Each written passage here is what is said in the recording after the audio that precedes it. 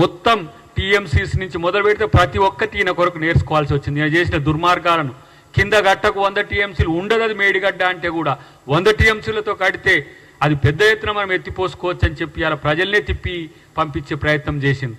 మా ఊర్లో నేను చెప్పిన ఎన్నోసార్లు ఒక ఆయన అన్నాడు, ఈయనేందా కేసీఆర్ తలకాయ మీద నీళ్లు పోసుకుంటే కాళ్ళు తడుస్తాయి కానీ రివర్స్లో ఉండి కాళ్ళ మీద నీళ్లు పోస్తే తలకాయ తడుస్తాయి అంటే ఇది ఎక్కడ పంచాయతీ అన్నాడు.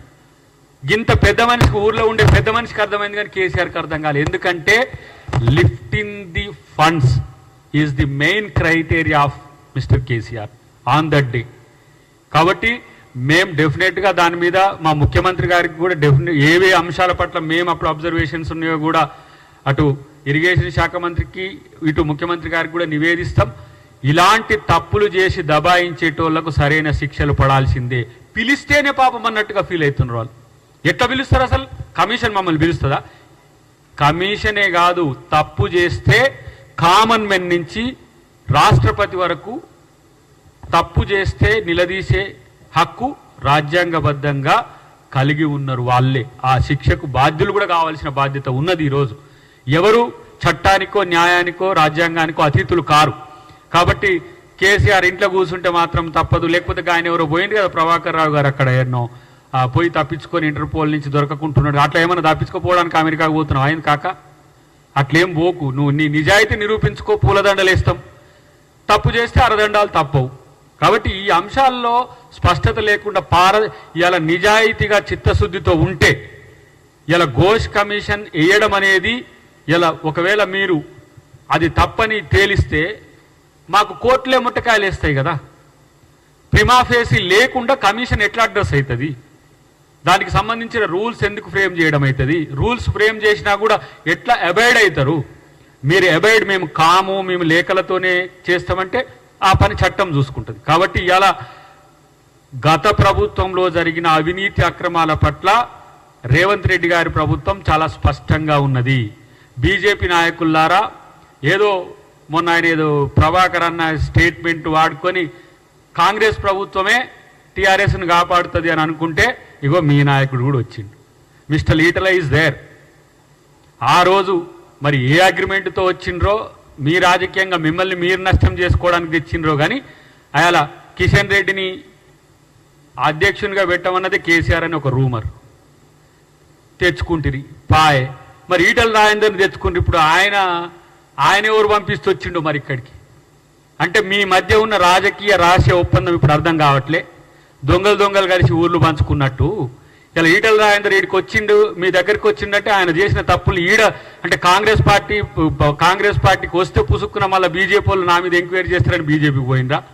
కేసీఆర్ ఏమన్నా కక్ష సాధింపు చేస్తే బీజేపీ వాళ్ళు కాపాడుతారని పోయిందా ఈటల రాజేందర్? కాబట్టి తప్పు చేస్తే ఎక్కడ దాక్కున్నా సరే తప్పదు అనేది ఇలా మీరు గమనించాల్సిన అవసరం ఉంది. ఇక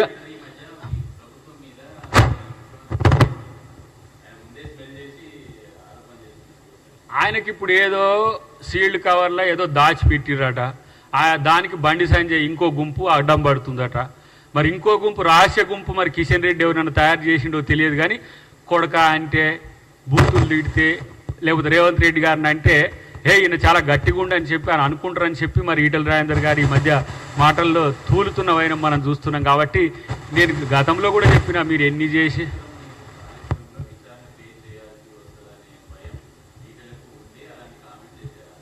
మేబీ కావచ్చు కూడా, అది కూడా ఎందుకు లేదనుకోవచ్చు. ఇప్పుడు కాళేశ్వరంలో తను ముద్దాయిగా మారుతాను. ఇంకోటి ఏంటంటే వీళ్లకు ముందస్తుగా పసిగట్టే వ్యవస్థ ఉంటుంది కానీ ముందస్తుగా తప్పు చేయొద్దు అనేది ఎందుకు ఉండట్లేదు మరి వీళ్ళకు ప్రభుత్వంలో ఉన్నప్పుడు? ఇప్పుడు ఈటల రాజేందర్ గారు ముందస్తుగా ఇవన్నీ తెలిసే చేస్తున్నట్టుగా కనపడుతుంది. రెండవది, నేను నిజాయితీ పరుణ్ణని చెప్పే ప్రయత్నం చేసినప్పుడు తప్పు చేసేటోనికి సహకరిస్తే అది తప్పవుతుందని ఎందుకు అనుకోలేదు ఈటల రాజేందర్? ఇది కూడా ఆలోచించుకోవాల్సిన అవసరం ఉంది. ఇక ప్రధానంగా ఇప్పుడు లేటెస్ట్గా వచ్చిన దాంట్లో ఏంటంటే కిషన్ రెడ్డి గారు రాహుల్ గాంధీ గారి మీద చేసిన స్టేట్మెంట్.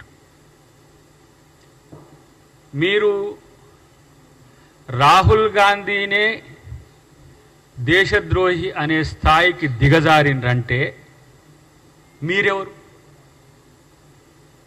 అసలు మీకు ఈ దేశానికి సంబంధం ఏంది?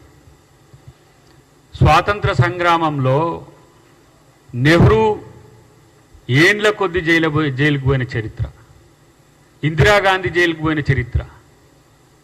ఇలా మహాత్మా గాంధీ ఎన్నిసార్లు జైలుకు పోయిందో తెలియదు. మహాత్మా గాంధీనే మీరు దేశద్రోహి అన్నోళ్ళు, మీరు రాహుల్ గాంధీని అనలేరా, రాజీవ్ గాంధీని అనలేరా, నెహ్రూని అనలేరా?